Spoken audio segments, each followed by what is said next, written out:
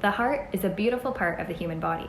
The primary function is to contract and pump oxygenated blood to the body and deoxygenated blood to the lungs. To achieve this goal, a normal human heart must beat regularly and continuously for one's entire life. When the heart works properly, blood from the tissues travels through the inferior and superior vena cava. Next, it enters the right atrial. Pressing against the tricuspid valve, it eventually bursts through into the right ventricle.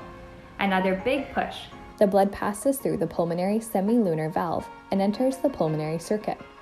Here, it drops off the waste, mostly carbon dioxide. It is picked up from the cells and picks up good nutrients such as oxygen to deliver back to the cells of the body. After the lungs, the blood travels through the pulmonary vein and enters the atrium. Here, it goes through the mitral valve and into the left ventricle. The blood is then pushed through the aortic semilunar valve. Then, from there, it travels throughout the body and replenishes the tissues with the nutrients they need. There's a lot of other complicated events that happen along the way. However, for this video, we will leave it at that. Unfortunately, the heart doesn't always work in a smooth manner. Let's dive into the story of Roger to understand what happens when the heart doesn't function accordingly. It was a beautiful day in Cardioville. Roger and his girlfriend, Hannah Heartbreaker, were once again arguing. Roger was ready for marriage, and Hannah didn't want anything to do with marriage. She was also secretly in love with Ernesto, not only because of his character, but also because she secretly adored his facial hair. Roger, completely devastated, went home to wallow in self-pity and eat ice cream while watching reruns of Keeping Up with the Kardashians with his fish, Roger Jr. He was ready to spill his feelings to Roger Jr., but unfortunately, when Roger peered into Roger Jr.'s bowl, he found his goldfish, dead. That took Roger over the edge.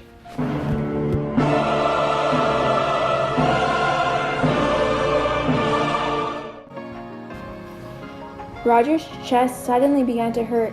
His heart rate increased rapidly, almost as if he was running a marathon. Roger bolted to the mirror and saw that his pupils had dilated and he was sweating like his cousin Harold on Taco Tuesdays. Not knowing what was happening, Roger called 911.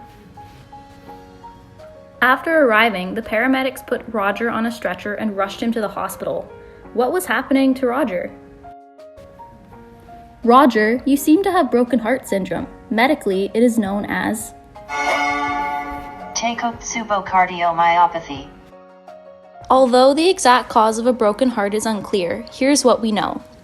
The surge of stress hormones is a stimulus that gets the sympathetic nervous system excited and ready for action. The stress that Roger feels from the loss of his girlfriend and the death of his best friend causes changes in his body. The amygdala interprets the emotions that Roger is feeling, and the hypothalamus receives the signal of these emotions. The hypothalamus proceeds to instruct the rest of the body on how to act. It does so by releasing corticotropin-releasing hormone, which travels to the pituitary gland and triggers the release of adrenocorticotropic hormone. This travels to the adrenal gland right away, and it begins pumping the hormones norepinephrine and epinephrine into the body. This influx of hormones is the cause of the increased breathing rate, heart pounding, tense muscles, and the flight or fight response to this specific to the broken heart syndrome. Your heart was temporarily stunned by the amount of stress hormones getting pumped into it. This surge of adrenaline most commonly temporarily damages the heart's normal pumping functions in the left ventricle. The left ventricle either enlarges or develops an abnormal shape. It is also suspected that the constrictions of the arteries of the heart also have a role. When you exercise, your body uses up more oxygen. Therefore, it must adequately respond by speeding up the rate of respiration, increasing the blood flow throughout, and maintaining a sufficient level of oxygen. As your heart works harder, it becomes weaker and weaker, and the damage consequently increases. Your body receives less oxygen, which is portrayed through shortness of breath, swelling in your lower extremities, and fluid buildup. Your body actively tries to keep the blood it has to supply your heart and brain, so as a result, your other bodily systems and organs slowly begin to shut down, one by one. Since your kidneys do not receive the oxygen-rich blood it normally receives, they cannot recycle and destroy the waste and nutrients in your body. As a result, edema occurs. This is just the start. Heart failure can reduce the blood flow to your kidneys, which can eventually cause kidney failure if left untreated. Kidney damage from heart failure can require dialysis for treatment. The valve of your heart, which keeps blood flowing in the proper direction through your heart, may not function properly if your heart is enlarged or if the pressure in your heart is too high, as it is seen in heart failure. Irregular heartbeat, commonly referred to as arrhythmias, can be an additional complication of heart failure. Heart failure can lead to the buildup of fluid that puts too much pressure on the liver. This fluid backup can lead to scarring, which makes it more difficult for your liver to function properly. Oh man, that is a boatload of potential complications. As you can see, the pathways outlined by the cardiovascular system play a substantial role in the proper functioning of varying other systems, and essentially, the proper functioning of the whole human body. The nurse went on to tell Roger how his body helped him stop the surge of stress hormones. A normal response to the increase of stress hormones is as follows. Once the cortisol and hormone levels reach a certain amount, the hypothalamus reacts and decreases corticotropin-releasing hormone, which stops the release of adrenocorticotropic hormone. This causes the adrenal gland to stop pumping the hormones norepinephrine and epinephrine into the body. Parasympathetic nervous system then takes action and shuts off stress response, causing the heart rate to drop, pupils to constrict, and decrease blood pressure due to the dilation of the blood vessels. Naturally, your body will try its best to maintain the homeostasis of hormone secretion. However, for a short period of time today, Roger's body was overloaded by the amount of stress hormones.